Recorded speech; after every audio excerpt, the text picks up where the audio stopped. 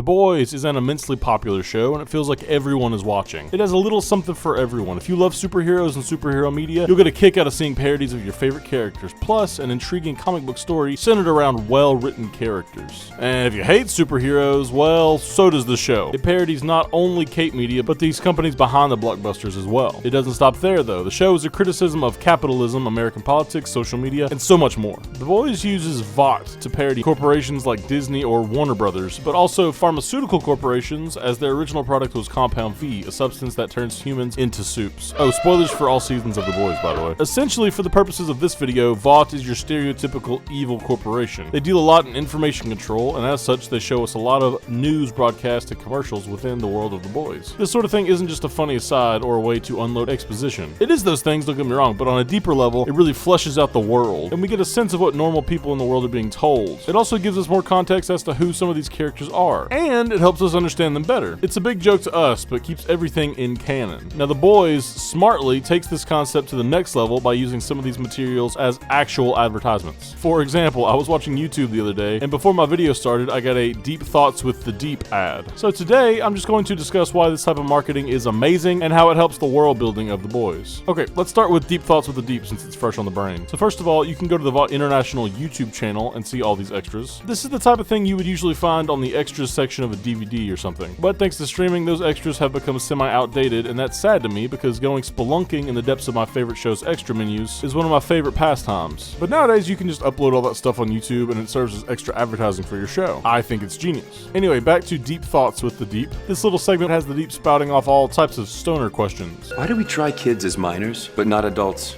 as majors? These little bits are funny, but they also give us an insight into the Deep's frat boy personality. This whole commercial is hysterical because these deep musings are nothing more than Jaden Smith tweets. Does he still do that?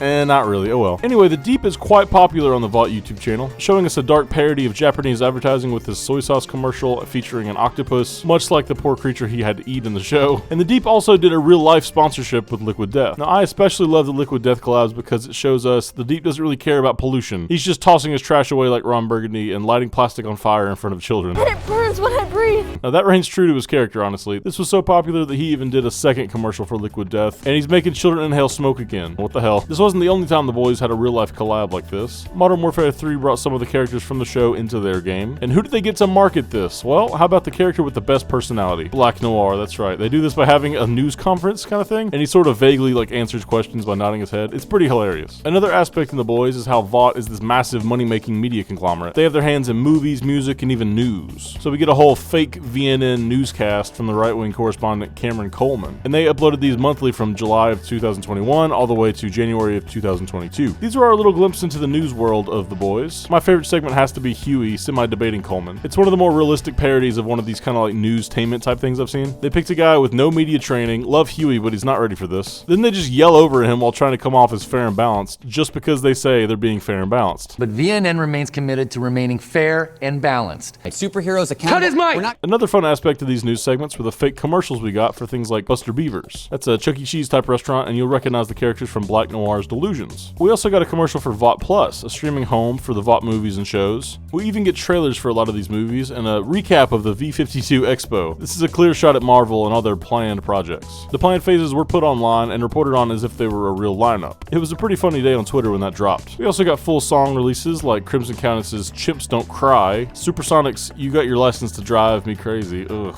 and the instantly classic Soulja Boy cover of Rapture. It's already stuck in my head again. This may be the most effective marketing because I can't stop singing it. Fab Five Freddy told me everybody is fly. Anyway, who could also forget Starlight's Never Truly Vanished song, a touching tribute to the horrible soup that her boyfriend helped explode. Speaking of, we get a few other memorial tributes like that. Gen V's Professor Brink had this whole fundraising angle. Basically, they were just asking for money.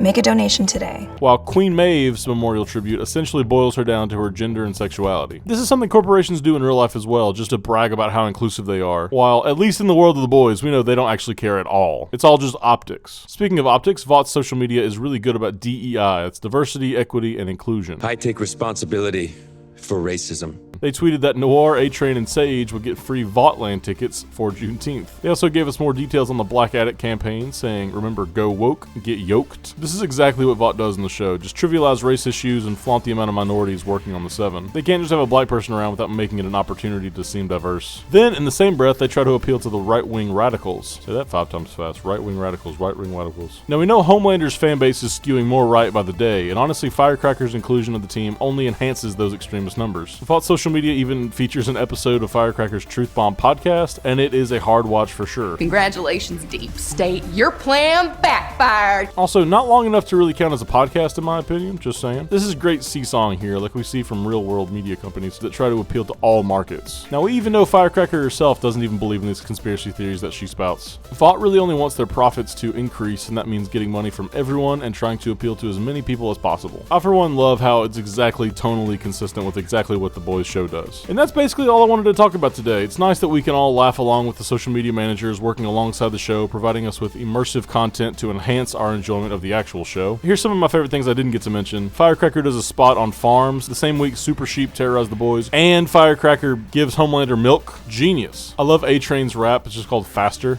Isn't it lit? A bunch of this stuff turns into memes, like whenever people were saying, oh, when I see a happy couple. And then they would post out of context clips from this music video just to show like they were gonna like run over somebody or whatever. I also love the Soldier Boy scenes that add warnings in front of them. Another shot at streamers putting up sensitivity warnings before older movies. And then the boys had to actually put up a warning before the season 4 finale. That is so funny to me. It's like they were like, aha, we're edgy and rude and we're gonna make fun of people putting up little disclaimers. And then some historic events happened that just so happened to coincide with the topics covered in this episode. We got a shooter!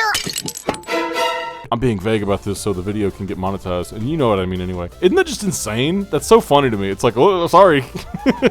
Oh, and I found this after researching the video, but The Deep released an audiobook. The Boys Deeper and Deeper came out on Audible around the time season 3 premiered in 2022. It's an immersive in-universe podcast interview where the Deep is promoting Deeper, his memoir. He's interviewed for the supposed Real and Raw podcast alongside his now ex-wife Cassandra. In the Audible original, we get to hear from the Deep about his childhood, getting kicked out of the Seven, and his escape from the Church of the Collective.